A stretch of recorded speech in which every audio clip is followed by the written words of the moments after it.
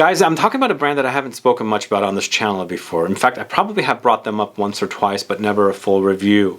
I'm talking about the brand Vilhelm Parfumerie and their fragrance Morning Chest, this right here. Now, I've known about Morning Chest and also Vilhelm Parfumerie for a good four and a half years because this brand was sold at Barney's here in San Francisco. But sadly, Barney's is gone, and now Vilhelm Parfumerie has a new distributor, a USA distributor, and that's why today in this South Bottle review video, I am reviewing Morning Chest. But we also have a full bottle giveaway of Morning Chest if you are a subscriber of this channel from the USA. As I said, thanks to the USA distributor of Vilhelm Parfumerie. So if you're curious to learn more about Morning Chest, then please stay tuned.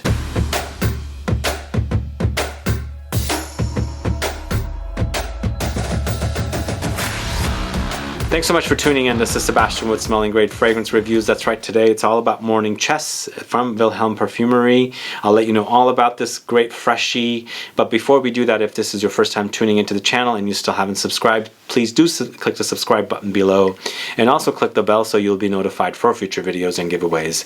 So Vilhelm Parfumerie launched Morning Chest in 2015. I've known about it for a good 4 years, as I said, and I specifically requested this bottle to be sent to me, and opinions all my own. And I'm going to tell you all my opinions on this one, very, very honestly. So 2015 launch for Vilhelm Parfumerie's Morning Chest. 100 ml bottle is $245. It is Eau De Parfum concentration. It does come in a 50 ml bottle as well if you're curious to check it out. The perfumer for this fragrance is Jerome Epinette, and if you don't know Jerome Epinette, he's created fragrances for Atelier, Cologne, Byredo, Nest, Zara, and many other brands. So what do we have for notes here? We've got at the top Bergamot. In the heart you've got Tuscan leather and Galbanum. And in the base notes you've got black amber and patchouli. Not a lot of notes credited. I do experience other things happening with this fragrance, and I like what I get with this one. First of all, at the top, with the bergamot, it's a very juicy, ripe bergamot. So there are those green elements of this bergamot, green citric elements, but for me I feel like this bergamot is ripened and it's gotten sweet, and I pick up kind of like fruity nuances, slight kind of blackberry type nuances, maybe crisp, crunchy green apple nuances, and then also slight pineapple-y, juicy qualities as well. So I get all these at the top, and it's quite fruity. It's a fruity experience, but it's all coming from the bergamot and the way they've added it to the fragrance in here. It's a great start, and I love citruses, obviously. Bergamot is one of my favorite notes. It's a staple in fragrances, especially in the top, and the bergamot here is major player here. It's one of the main players. In the heart, you do experience some smoky, leathery touches, and the smoky leathery touches do go a little bit woody, but more, you know, smoky, but very leathery. And the leather is not overly leathery, just leathery quality, as I said. But what's happening in the heart as well is what's going on with the Galbanum note. Now Galbanum, I don't know if you guys know this note. If you are curious to learn more about Galbanum, I highly recommend you go smell a fragrance called Chanel No. 19, because it takes Galbanum in the center stage. It puts it there, and it's basically you're smelling Galbanum for that fragrance. The Galbanum in here is not the same as that fragrance. There's a bitterness with this Galbanum, but it almost reminds me of Petitgrain. The Petitgrain is the bitter citrus leaves of the orange tree. So it's almost like what they've done to the Galbanum is cleaned it up. It doesn't have those kind of resiny touches, the bitter qualities that you could smell in Chanel 19, obviously, because you don't get that here. But it does remind me of Petitgrain, the citric, bitter greenness of the leaves, and also a little bit of like a slight aromatic, bitter qualities of perhaps some kind of herbs, or maybe even like tomato leaf, because it does go into a bitter direction. So there's bitterness in the heart, but that bergamot is so prominent that it's nicely balancing out the Galbanum. I feel like Galbanum and bergamot are equal players here, and the bitterness of the Galbanum is kind of like toned down by the sweetness and the citrus qualities of the bergamot, and then vice versa with the bergamot, because it's so sweet and fruity, it's toned down from the bitterness of the Galbanum. So they're kind of playing wonderfully together here, and it smells fantastic.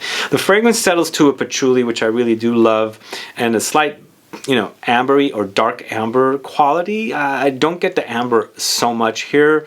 It could also even be a slight bit of ambergris-ish touch here, but there is something ambery happening here, but it's mostly with the patchouli. But again, prominent notes are the galbanum, again with those nuances of the, you know, petitgrain and aromatic green touches, herbal touches, and of course tomato leaf-like touches with the Tuscan leather. And bergamot, those are basically what's running the show, and it's a fantastic smell. It does hint at fragrances such as Aventus, fragrances such as Hachivat, and also Cedrat Boisé. They're in that same ballpark of those very, very fresh, uplifting, sparkling, fruity, woody kind of concoctions. Now, they're not identical. It's in that same ballpark of, you know, crowd-pleasing, fresh fragrances that, you know, men love to wear. It doesn't come similar to any of those because each one of those has its unique twists.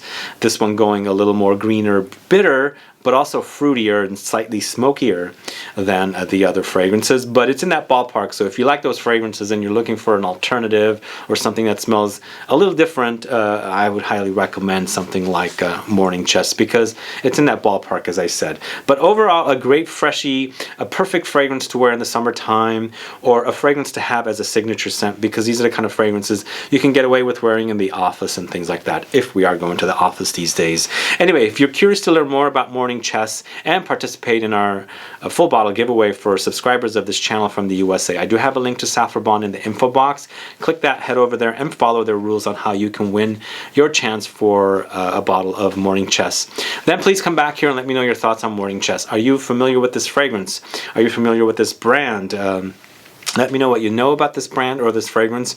Put a comment down so I can find out. Also, let me know if it sounds great to you from what I've told you if you've never sampled this fragrance. I'd like to find out as well. Anyway, guys, thanks so much for watching today. If you have any questions or comments, please do list below.